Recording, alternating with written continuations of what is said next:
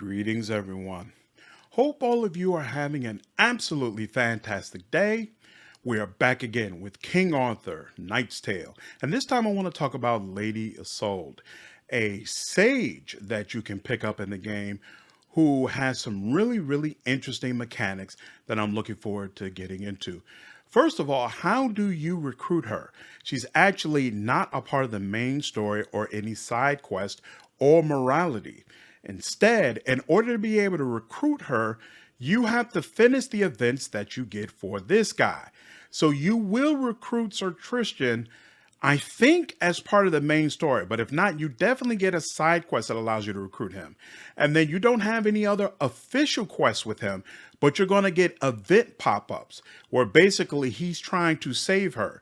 If you complete those event pop-ups properly, you will be given an opportunity to recruit her onto your team. If you have any questions about that, just leave me a comment down below. I'm trying to explain this while not at the same time being spoilery, but in the comment section, I'll put on spoiler tags and I can provide more specifics. All right, let's go ahead and dive into her traits.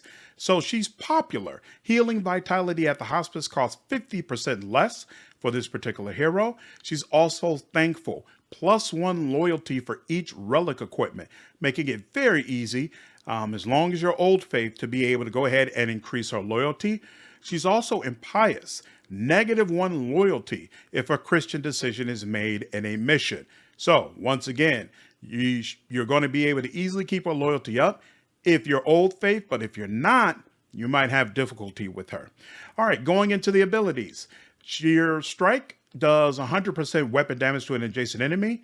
You can make it so that strike causes chill, which means the enemy is going to have 33% less AP. It could do 15% additional damage. You can regain 2 HP when using strike, and those strikes weapon damage is increased by 30% against frozen units. Definitely want to go ahead and get all of these upgrades. You're going to be using strike on a regular basis, and getting 2 HP when using strike is definitely a boon for you.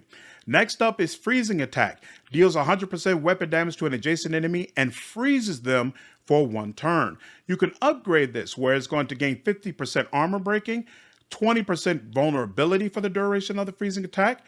You can reduce the cooldown by 1, meaning it will be available every 2 turns, and it could cause chill on the target. The target for 2 more turns after the freeze effect is chilled. So you definitely want to go ahead and use this. It's nice because sometimes Lady Isolde doesn't do great melee damage. So when you are attacking an enemy, if you can outright kill them, go ahead and use strike. But if you know you're not going to be able to kill them this turn, it's very helpful to just be able to freeze them, which also means you can break engagement without taking an opportunity attack. And so once you have them frozen, you can either do more attacks against them now that they're vulnerable, or you can use that as your opportunity to run away from them, depending on the situation. Next up is Bless. You do an additional 30% melee weapon damage for the target for 1 turn. So this is something you apply to you or your allies. As far as upgrades, you can increase the duration of Bless. So it originally only lasts for 1 turn. Now it can last for 2. The target of Bless gains 1 AP. The Bless also grants 10% melee weapon damage to every other ally, including the hero. And finally, it's going to grant 20% mental debuff resist. Definitely feel like you should pick up Bless. It could be a nice boost in melee damage for your champion or defender, or frankly, even your vanguard. I definitely feel like you should get these 3 upgrades, because again, you'll probably have multiple people on your team during melee damage, so that additional 10% is going to help them. Whether or not that 20% mental debuff resist helps depends on whether or not you have other things that provide an additional boost to mental debuff resist. So I feel like you need to get it up to 40 or 50% to really notice a difference. If you have additional things that do that, great. If you don't, I would say this is not worth the skill point. Next up is Aura of Protection, +2 unbreakable armor for the hero and all adjacent allies. You can upgrade this where it will reduce incoming range damage by 3, and this will increase over time as she levels up. She can also grant additional physical debuff resist, and I feel the same way about physical debuff resist as I do about mental debuff resist, as far as how high it needs to be in order for it to really make a difference. Same with mental debuff. And she can affect allies within a 2-tile range, as opposed to them being directly adjacent. I would say that this is not a good pickup for her.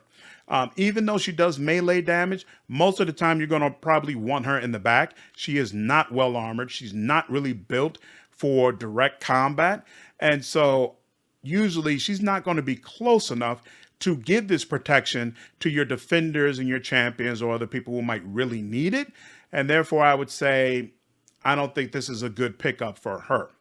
Next up, all resistance, additional 15% mental and physical debuff resist. You can make a decision about whether or not this makes sense to you. Long reach, range of non-melee active skills is increased by 1 tile, and she gets +1 spellcraft. Spellcraft allows you to detect chests and objects that have been magically hidden. It also allows you to identify shrines. You'll come across shrines in the game, and some of them have positive or negative effects that occur if you use them. And you can't tell by looking at them what it will actually apply. So having someone with at least a 3 on spellcraft is definitely useful to you. I'd say that's the sweet spot. So you definitely want to make sure at least you have at least one person who's able to do that. Some of those shrines will also give you an XP boost. You'll be able to pick one character and they'll say, okay, here's an additional 20% XP. So that's also a reason why it's really, really important to be able to identify those shrines and which ones you should use.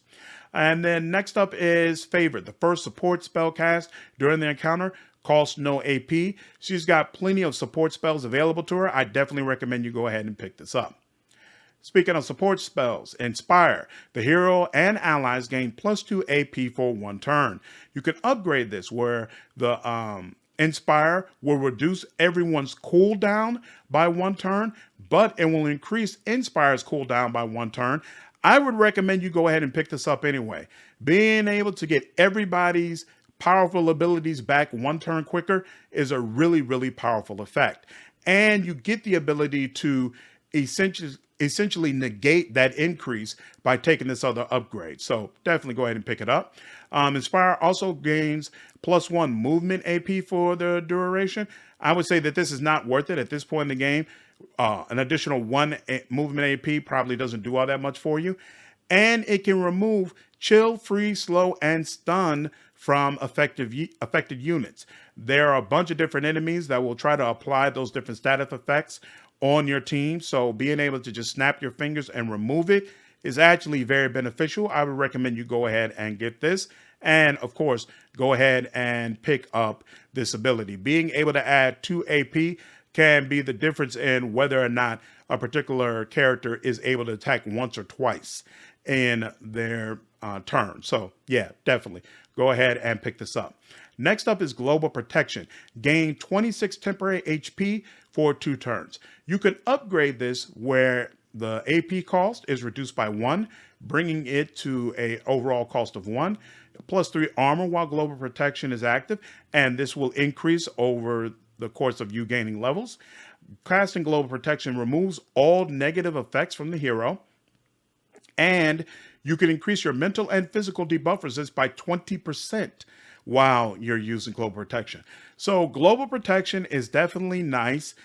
I would say you might want to pick up the actual skill and then reducing the AP cost so that for a very, very low cost, you can give yourself some more HP when things get really, really bad. I don't feel like the other additions are really all that much worth it. There's the case to be made that +3 armor might be nice, but she's got low armor anyway. So it's like adding that +3, it might not really do all that much for you. And she doesn't have anything the way defenders and champions might, where it'll reduce how much armor is lost upon a particular attack. So I would say just to have this temporary buff where it gives her a little padding if you expect an attack is nice, but I wouldn't go overboard with it. In fact, for protection, what I like more is Frost Armor. Melee attackers suffer damage equal to 10% of the hero's weapon damage. armor of the hero is increased by 2. And this increase goes up as you gain more levels. As far as upgrades, you can reduce all incoming vitality damage by 25%. I personally would say you should focus on vitality not being hit, period. So I would skip this. +3 unbreakable armor against ranged attacks. Could be nice. You could decide. Melee attackers suffer damage equal to 10% of the hero's weapon damage. I would say that you should definitely go ahead and pick this up. And reduce armor loss by 25%. So she doesn't have the version defenders have, but absolutely, I would say you should go ahead and get the main one and then these two options, and it's going to give you some constant protection. And then you can use global protection when you are in a really, really bad situation and want to give yourself some padding. These two together should hopefully protect you from anything that might occur during a particular fight. Next up is Ice Lance, ranged attack that deals 150% weapon damage and causes chill for 1 turn. You can upgrade this where it's going to do 20% armor breaking, 15% additional damage, cause freeze for 1 turn, but cooldown is increased by 1 turn, and you can increase the range by 2 tiles. I would say you should get these upgrades, but probably skip this one. I would say you don't want to increase the cooldown because it's one of her most damaging ranged powers. And I find that I prefer keeping Lady Isolde at range. I was comfortable with Guinevere being in melee because she has teleport. So even if she has a turn where she's completely surrounded, if she popped Inspire or something of that sort and then got teleport back, she could just teleport away from danger and take virtually no damage. Isolde doesn't have anything like that. So if she, for whatever reason, gets surrounded, it's pretty much a wrap. She's gonna get absolutely annihilated. So I prefer to keep her at range, and this is one of her main ways to deal damage at range. So I want it available as constantly as possible. Next up, Enchanted Weapon. The hero deals 10% more weapon damage. I think this is a no-brainer. You definitely want to pick this up. And Unburden. When the hero's HP drops to 0, all cooldowns are reduced by 2 turns. You know me by now. I don't like things that revolve around HP dropping to 0. That is a terrible situation, and even more terrible when you're talking about Lady Isolde, who can just not take the melee hits. So I wouldn't plan around that happening at all. You should be making tactical decisions to ensure that does not occur. Quick note before we move into the 3rd tier. If you've enjoyed this video, I would appreciate you hitting the like button. I use this information to determine what kind of content my channel enjoys seeing, and it helps my videos spread to more people. I really appreciate all of the support. All right, starting from the 3rd tier, we have Ice Wall. Creates a 3-tile long ice wall for 3 turns. Each tile of ice wall counts as half cover and has vitality equal to 100% of the hero's maximum vitality. You can upgrade this where it's going to get an additional 25% vitality. The range of ice wall can be increased by 2 tiles. When an ice wall is destroyed, all adjacent units are frozen for 1 turn, and the ice wall's length is increased by 2 tiles, but is increased by 2. So Ice Wall is really nice if you need to control the battlefield. Like maybe you want to concentrate on the enemies on the right side and there's a whole lot of people on the left side. You could throw up a wall and force melee characters to have to walk around it and make it where ranged characters can't really shoot past it. So it can be a nice way to kind of block off specific types of enemies.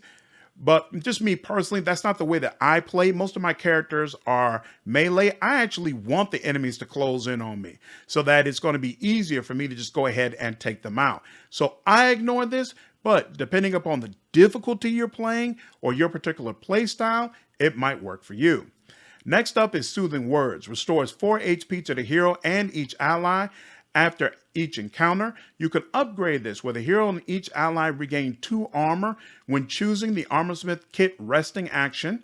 The hero and each ally regain 10% HP when choosing the HP recovery resting action. Soothing Words restores 2 additional HP to the hero and each ally after each encounter. And finally, the hero and each ally regain 1 vitality when choosing the HP recovery resting action. So me personally, I would say you definitely definitely want to go ahead and pick this up, and then pick up the healer upgrade so that you can get a total of 6 HP after each encounter. That definitely stacks up, especially in the situations where you're able to get out of encounter with little to no damage to HP. It just really helps to keep you topped off, and it helps you to have to rest less. So absolutely, I think you should go ahead and add that to the repertoire. Next up is Master of Ice. You're going to get an additional 20% freeze and chill effectiveness and 20% to Ice Wall's vitality. As far as upgrades, you can get the Master of Ice's effects increased by 10%, plus 10% weapon damage for each enemy affected by freeze or chill, plus 20% weapon damage against units affected by freeze or chill, and immunity to freeze and chill effects. All right, so I would say this is probably worth it, especially if you're using Ice Lancer a lot, right? And it's going to help your freezing attack. And there's Ice Aura down here. So all of that is going to be helped by this. Just keep in mind that these two are single target powers. So when they talk about your weapon damage is going to be increased because of enemies being affected by this, at most you're going to get like 10%. It's not like you're getting a crazy amount unless you're using Ice Wall on a regular basis, and then have the upgrade where enemies are frozen when the Ice Wall is destroyed. If you're using Ice Wall a lot, then this is definitely worth it. If you're not using Ice Wall a lot with its upgrades and you're just using these two, then this is cool, but it's not like it's a super must-have, oh man, I gotta get it, because it's only going to come into play so often. You've got to be in melee range to use freezing attack, and like I already said, you don't want to do that all the time with Lady Isolde. And then while Ice Lance is really nice, it's got a cooldown of 2. It's got a cooldown of 3 if you take the freezing upgrade. So again, it's not like something that you can use every single turn. So this is nice for her build, but just keep it in perspective. And then finally, we have Ice Aura. The hero gains an Ice Aura for 2 turns. If a unit is adjacent with the hero, they suffer 50% weapon damage and become chilled for 1 turn. These effects can occur on the same unit again at the start of the hero's next turn while Ice Aura lasts. You can upgrade this where it does additional 10% weapon damage, causes 10% vulnerability, grants plus 3 unbreakable armor, and the cooldown is reduced by 1 turn. So that's all cool, but just remember that the unit has to be adjacent with the hero. And as I've already said, you really don't want Lady Isolde in melee range, at least not until you've cleared out a lot of enemies and can really be certain that she's not going to get blasted unexpectedly. And so because of this, I don't rate Ice Aura very high, because she has to be right next to an enemy in order for it to mean something. Next up, Wish of Death. The hero gains 1 AP when an enemy unit dies. Enemies should be dying left and right, so you definitely want to go ahead and pick this up. Mysticism. Killing a unit reduces all cooldowns by 1 turn, and it increases spellcraft by 1. Absolutely want to go ahead and pick this up. Again, enemies should be dying all the time, sometimes by your hand. And so this is just going to help you further. And then finally, Divine. Regain 23 HP when HP drops to 0. Can only activate once per encounter. As I've already said before, I personally don't like abilities that require you to have 0 HP. And so consequently, I go ahead and skip this. And those are all the abilities for Lady Isolde. She has a very interesting setup. Again, I feel like I will put Lady Guinevere above her, specifically because of teleport, because teleport makes it easy for her to dip into where the action is and then dip out when things get too heated. And Lady Isolde doesn't have anything like that, which in my mind kind of forces me to keep her at ranged. But for some of your playstyles, especially having Ice Wall and being able to control more of the battlefield, she might fit in a lot better than the kit that Guinevere has.